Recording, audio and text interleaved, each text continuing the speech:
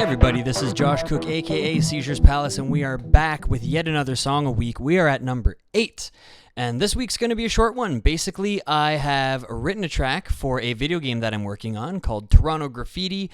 You can check it out at torontograffiti.com. The idea behind the game is you are a character named Hero. You are running around, you are trying to tag different areas and get a number of points to move to the next level and avoid security along the way. The cool thing about this game is that each of the individual levels are based around different areas within Toronto, hence Toronto Graffiti. So some of the levels include the Annex, Distillery District, Financial District, Yonge and Dundas Square, and U of T campus, and we're working on some other ones, I believe. So I was lucky enough to be able to write music that reflected each of those areas. Like I could kind of explore the area a bit and then come back home, compose, and do something for that area. That being said, those songs are done. They're kind of, they've been done for a while, so I'm not going to do a song a week on those. But recently I was asked to do a level select song, something that was Chiptune. We're going to start with that and see how it goes. And something major as well. So I'm still waiting to hear back as to how it's received. This may or may not be the final cut for the level select, but either way, you should check out... Sorry, I was checking the window over here to see which way is which. You should check out torontograffiti.com and go over this way, as I have recently figured out, to check out the website. So there's a little link over there and check that out. That all said, let's get into it. So I have a few different parts here.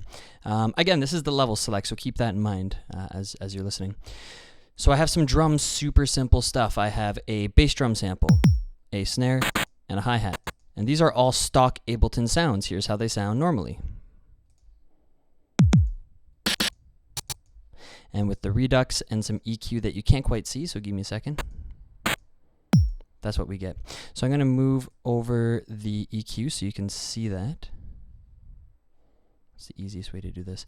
I'm going to move this. Dun, dun, dun, dun. So you can see down here in the bottom right corner how the EQ looks. Basically, once I added the redux, there were some offending high frequencies, so I brought down the shelf a bit, and I found 2 areas that I wanted to notch out some rings, and yeah, that's what we ended up getting. So let's float that video back to the right and listen to the drums by themselves.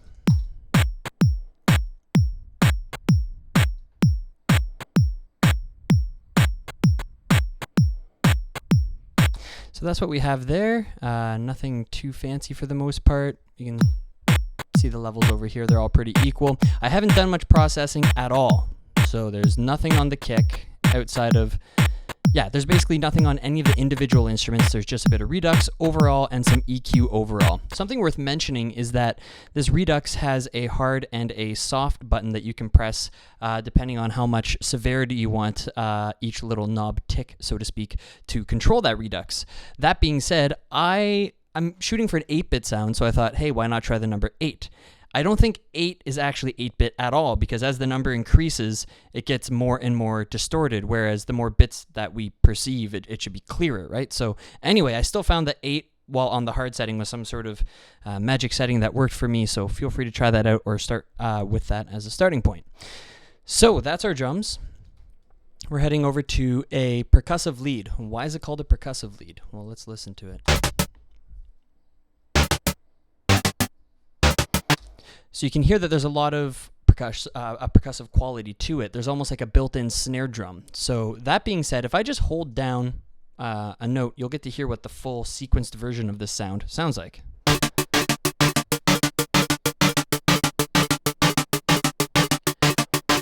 Pretty crazy. So it's part of a massive pack that I bought from Loop Masters. It's like massive chiptune. Admittedly, I was pretty happy with the pack. A lot of it was sequenced, which I wasn't expecting, so I had to take off the sequencers at times and play around with them. This one I left the sequencer on, but played little pieces of information. So again, we get something like...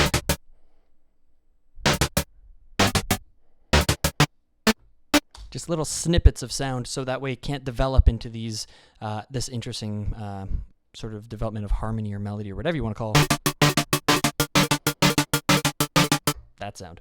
So anyway, that's the second sound, mostly just based on a preset. No effects added on afterwards. Keep in mind, this is chiptune. I'm not going for big sidechain compression, not a lot of EQ. You try to limit the tools that you have so you're in a similar artistic headspace to the people that first started to create chiptune and while they were under limited resources.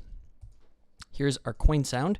Again, another preset. I believe I tweaked it a tiny bit in terms of the filtering to open it up a bit more. And yeah, I didn't do too much else to it.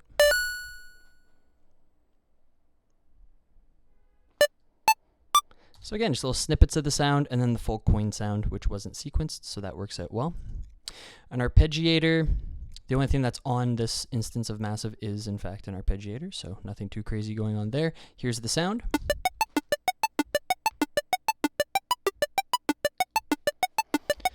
So yeah, very video gamey. It's set to a very short gate at 10%, and it's set to triplets, so the rate is at 1/12. Past that, nothing too crazy. We're over to the high lead. Let's listen to it.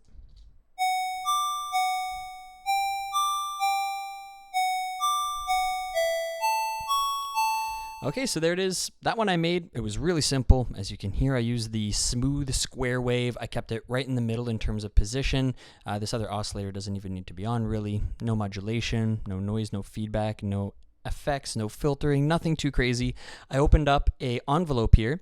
I made sure it had a relatively slow attack. The decay is sort of medium, and then the release was actually quite long, and that's kind of what gives it this sound. Let's check that out.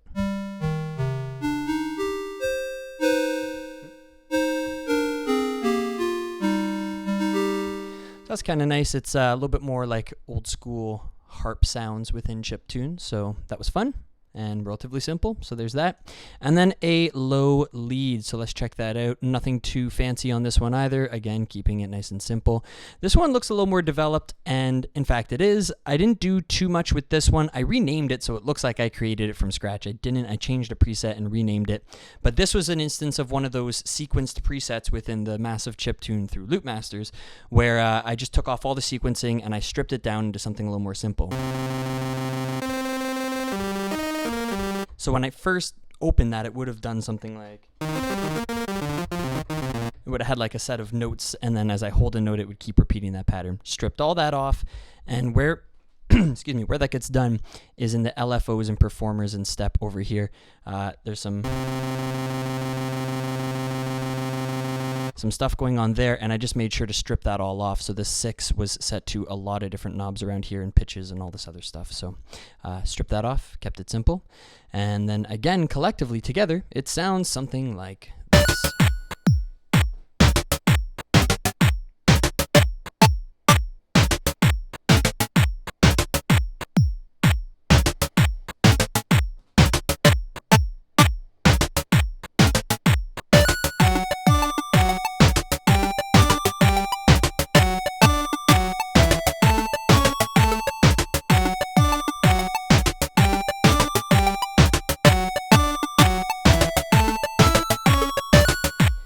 And then that whole thing just keeps looping. So it was meant to be short, happy, chiptune, loopable. I think all those things were relatively well executed. Whether or not they want more layers or a slightly different approach, I will find out later. If I change it, maybe I'll do an update video in terms of what I changed. But yeah, that's all I had to show for today. So one more time, my name is Josh Cook, aka Seizures Palace. This was Song of Week number 8. Stay tuned, come back next week, check out some more. Don't forget to like, comment, subscribe, and in the meantime, you stay glassy, sand.